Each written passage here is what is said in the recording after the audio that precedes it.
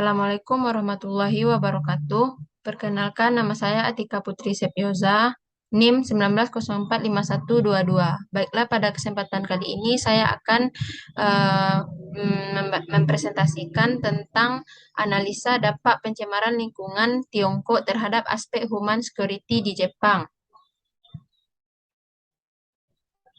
Latar belakangnya yaitu Tiongkok saat ini menghadapi permasalahan terkait lingkungan hidup akibat pembangunan industri yang dilakukan hampir dalam waktu 30 tahun terakhir.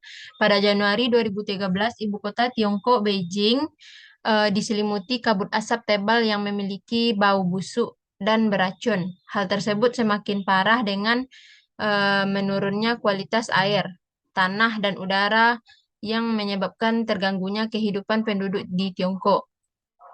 Kerusakan yang masih dari pencemaran lingkungan Tiongkok tersebut sudah mencapai semenanjung Jepang.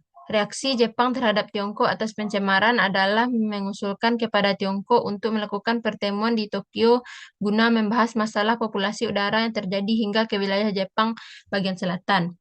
Pertemuan ini guna membahas langkah yang akan diambil untuk mengatasi masalah populasi yang telah mencapai wilayah selatan Jepang. Jepang juga merupakan negara industri, namun polutan yang dihasilkan masih dalam kategori wajar dengan angka 2,5.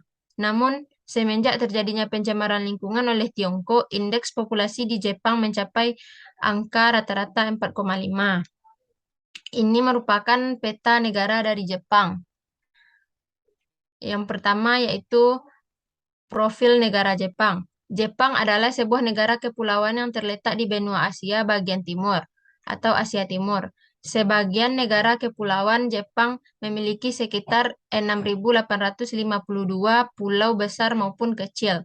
Pulau-pulau utama Jepang diantaranya adalah Pulau Hokkaido, Pulau Honshu, Pulau Shikoku, dan Pulau Kyushu.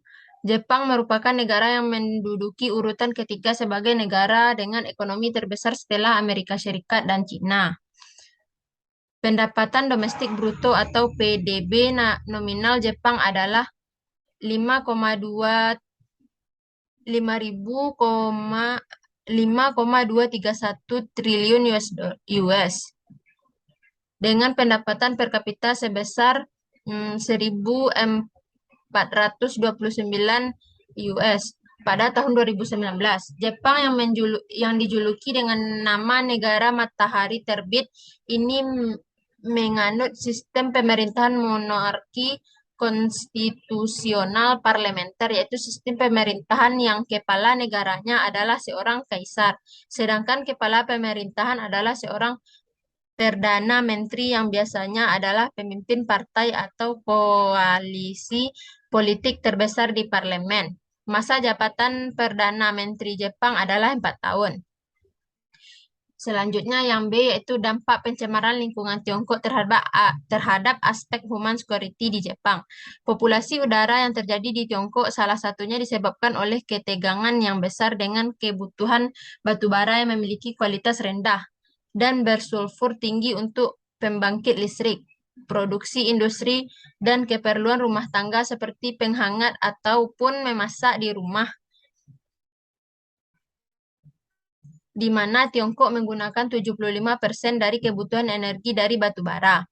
Pada bulan April 2006, populasi debu kuning melanda Jepang. Peristiwa ini merupakan yang terburuk dalam kurun 4 tahun terakhir.